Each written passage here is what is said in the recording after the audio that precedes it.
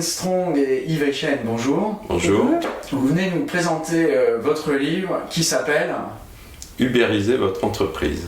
On avait comme idée d'écrire un livre sur les plateformes numériques et notre éditeur Duno nous a proposé un titre plus accrocheur, plus agressif, Ubériser votre entreprise. Ça en fait nous a entraîné dans des choses nouvelles à explorer, comme le business model, la façon en fait que l'entreprise va utiliser les ressources extérieures, et puis aussi finalement regarder l'inquiétude que génère ce concept d'ubérisation. Les ubérisateurs sont partout. Vous pouvez vous faire ubériser quel que soit votre métier. Par contre, vous pouvez aussi réagir et faire des choses. Et justement, une des choses que vous pouvez faire, c'est d'ubériser votre entreprise avant que quelqu'un d'autre le fasse. C'est vraiment un concept français, ubériser. Par contre, c'est assez clair. C'est surtout basé sur la technologie des plateformes. Il y a l'idée du client au centre.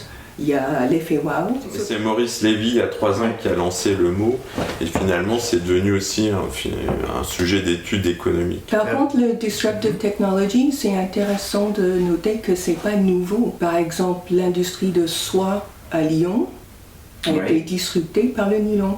Les plateformes sont en fait une révolution qui accélère la reconstruction en fait de l'économie, du commerce et de la société. Tout le monde connaît Expedia ou Booking.com. Ça a créé de gros problèmes pour le groupe Accor. Une des choses qu'ils ont mis en place, c'est de créer leur propre plateforme où ils réunissent tous les marques d'hôtels. Donc moi, en tant que consommatrice, je peux aller sur une plateforme, commander du haut de gamme ou bas de gamme, mais ils ont aussi ouvert cette plateforme à des partenaires. Ça fonctionne s'il y a un effet waouh, c'est ça qui fait l'impact en fait de ce type de service. Est-ce que ça m'est utile?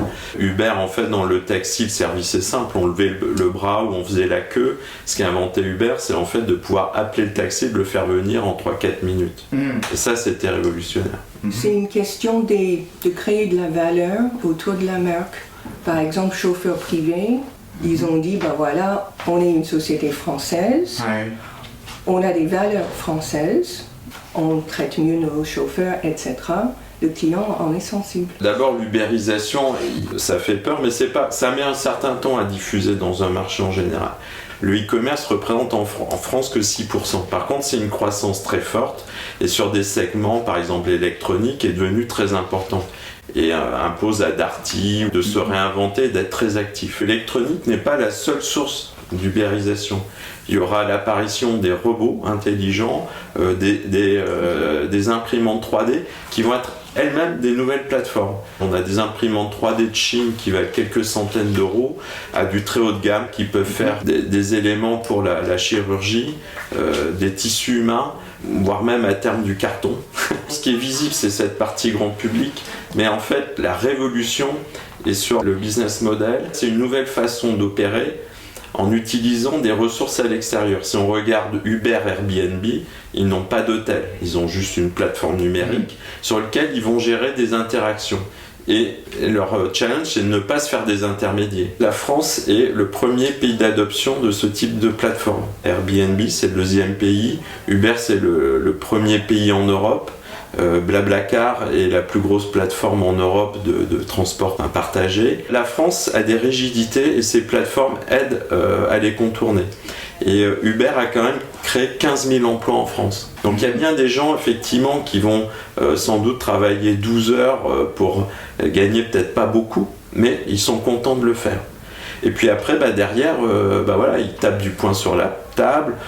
Uber est passé de 20 à 25% de marge, ça leur plaît pas, et rentrent dans une négociation avec finalement leur employeur. On a vu l'impact des plateformes numériques et je pense que dans 5 ans on va avoir 3 autres grosses plateformes qui vont perturber et faire évoluer le marché de l'emploi, qui vont être l'intelligence artificielle, les robots et les imprimantes 3D. Et là l'impact sera sans doute beaucoup plus fort encore sur les rotations de l'emploi.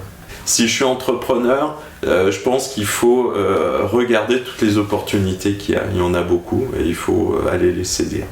Et si vous n'êtes pas entrepreneur mais société traditionnelle, il faut regarder tous vos atouts et repenser ce qui est important pour vos clients.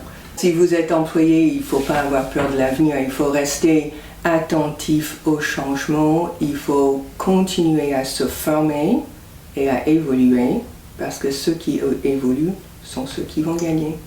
Il faut vraiment être très attentif à sa formation et à son employabilité. Ouais. Et la pression va être très forte pour les employés.